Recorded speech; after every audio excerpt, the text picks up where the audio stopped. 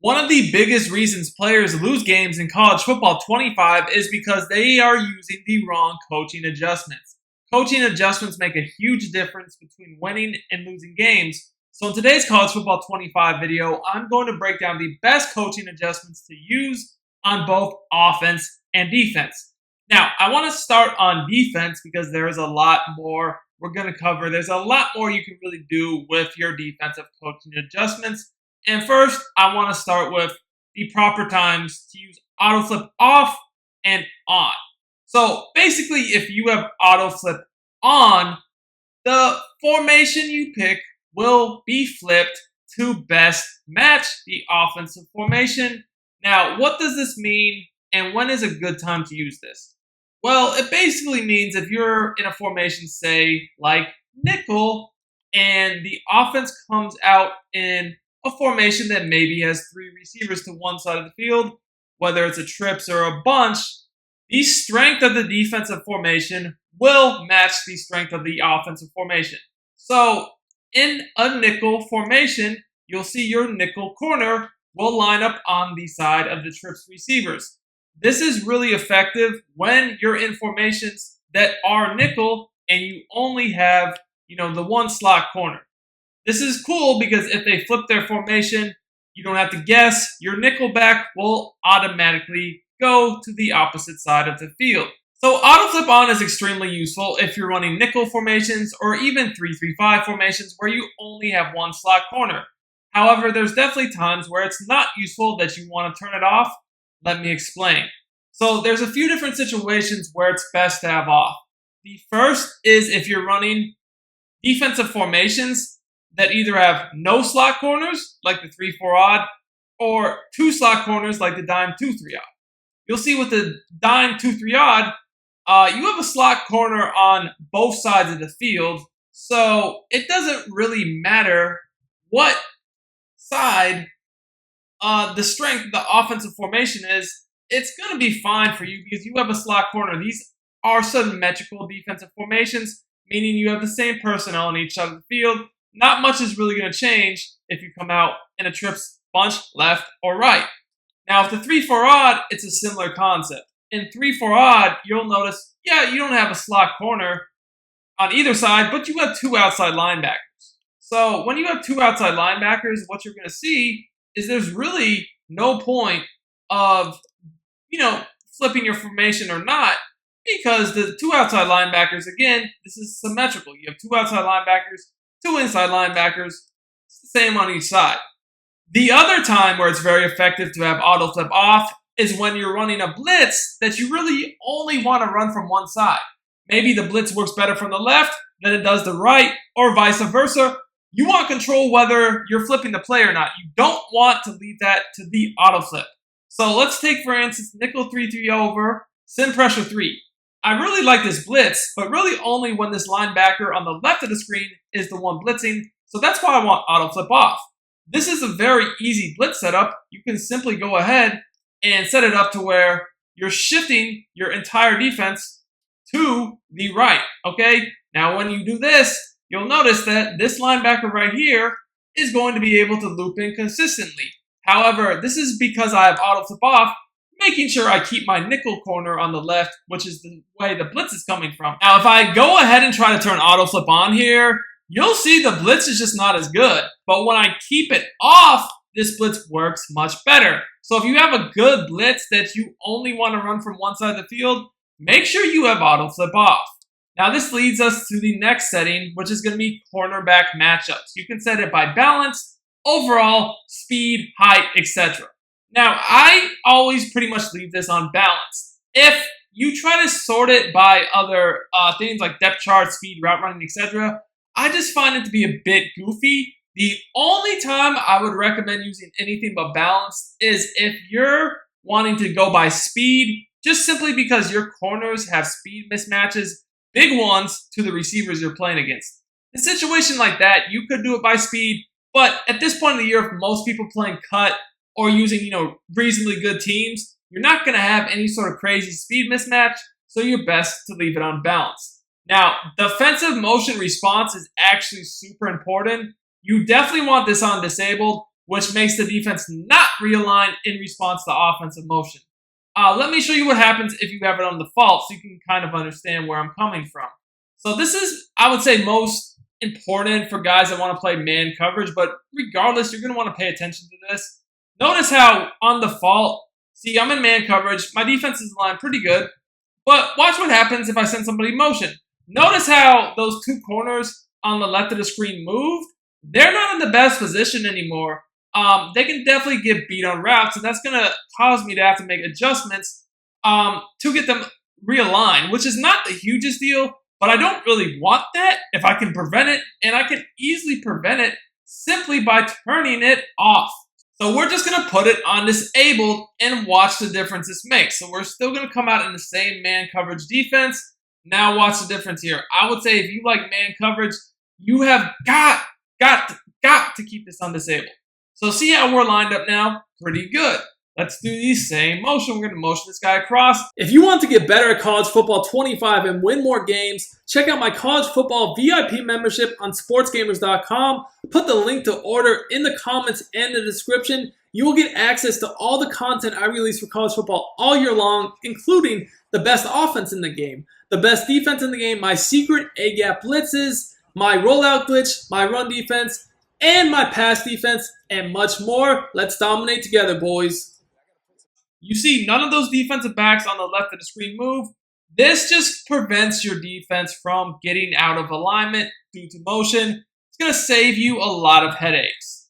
All right, so let's move on to the option, read, and pitch keys. If you play guys that run the option, these are extremely important. And let's be honest, a lot of people like the option on this year's game. So the read key and the pitch key, you can either set on balanced, conservative, or aggressive. You never want it on balance because if you leave these on balance, you honestly don't know what your defenders are going to do. Balance is the absolute worst. Theoretically, you could use conservative or aggressive. I personally prefer conservative. Here's why. When you put these on conservative, you're going to take the QB out of the equation. You're going to leave the running back open. Or, the pitch, right? Now, some people would rather go on aggressive to actually make the quarterback keep it. But from my experience, I find that when you put it on conservative and make the QB give it up, it's easier to stop the running back. And I feel like you get more big runs from actual quarterback keepers on options. So I would much rather make them hand it off every time. So let me show you guys an example of how this would really work. I'm going to run an option play out of shotgun here so you guys can see what I mean. So here's the read option, and we're just simply got it on, again, conservative. So we make them hand the ball off. So you'll see here, let's just go ahead. You'll see we bring up the read key is that defensive end on the right. If he crashes in, we can keep it. If not, we're going to have to hand it off. So let's see what happens here. He stays at home. We have to hand it off. And you're just running into a crowd. You get like 3 yards. So I'm not even in a specific run defense, but you just see that that defender makes them hand it off. And again, this is going to be your standard couple yards. If you're actually in real run defense, you can shoot in the backfield and get tackles for loss. But just in a basic defense with no adjustments, you can see this does a much better job. Now, this is going to apply to all the different options in the game. This is just a basic read option. But if you got guys running triple options or whatever the case, you're definitely going to need to make sure both of them are set to conservative, not just the read key, but the pitch key as well. So let's move on to tackling. You got strip ball and tackling. So these, I personally leave on balance. If you put them on conservative, you could. That's basically just going to prevent broken tackles, but you're not really ever going to have a good chance to get fumbles. Now, if you put it on aggressive, you're going to have more chance to get fumbles, but also more broken tackles. And for strip ball, you can even get penalties.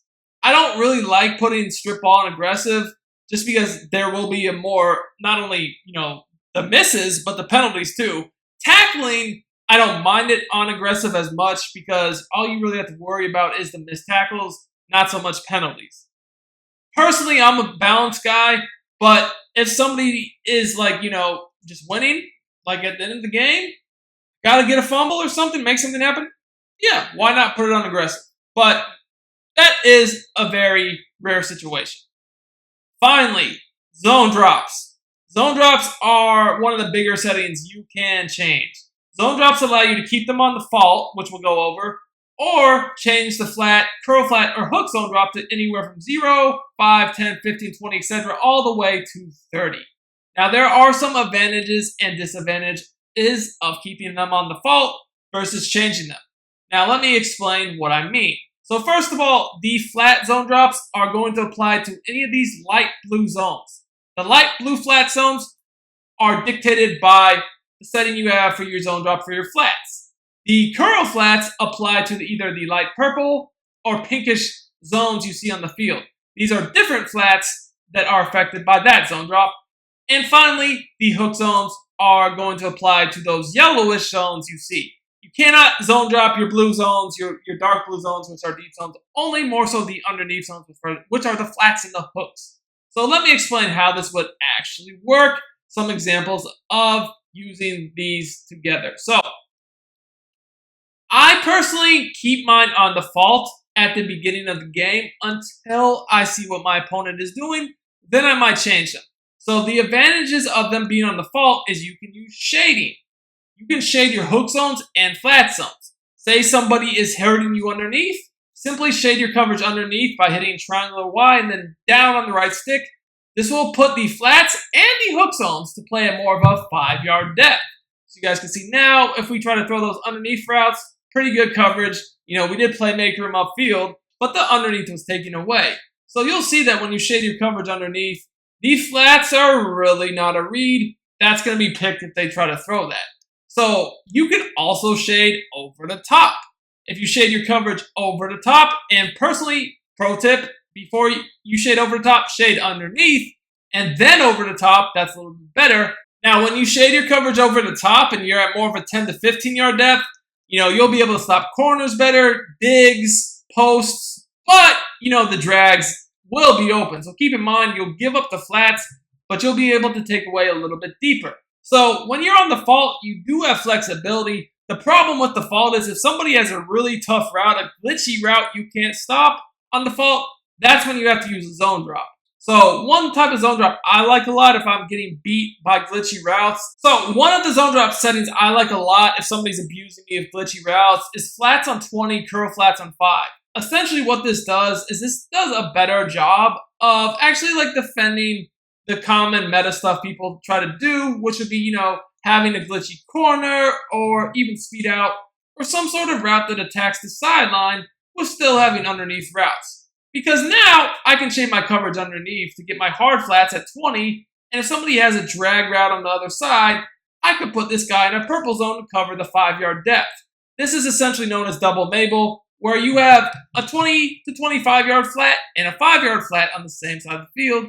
You'll see the corner and drag are both taken away. We're able to guard each area of the field very well, and we get an interception.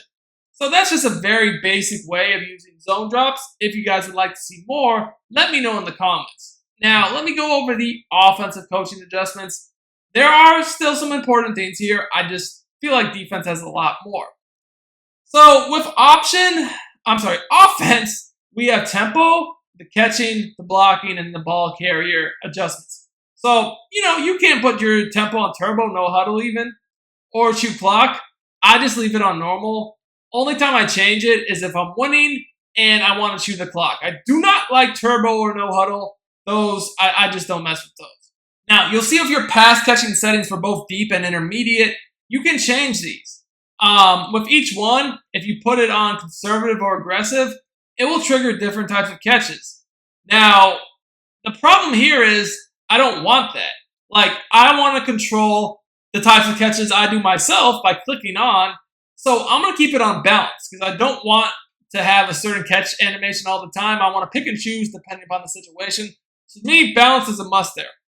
Now, blocking, I leave it on balance. The reason for this is there's no sense of being on conservative because if you're on balance, you won't get penalties. So why be on conservative? Aggressive, you could get better blocking. You also could get a penalty. To me, the risk is just not worth the reward here.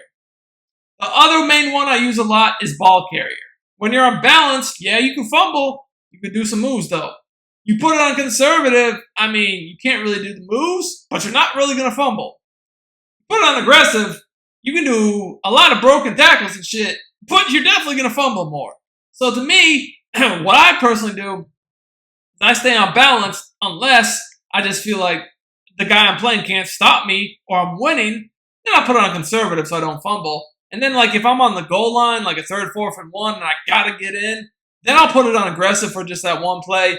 But please, don't be on aggressive, man, unless it's a very situational thing.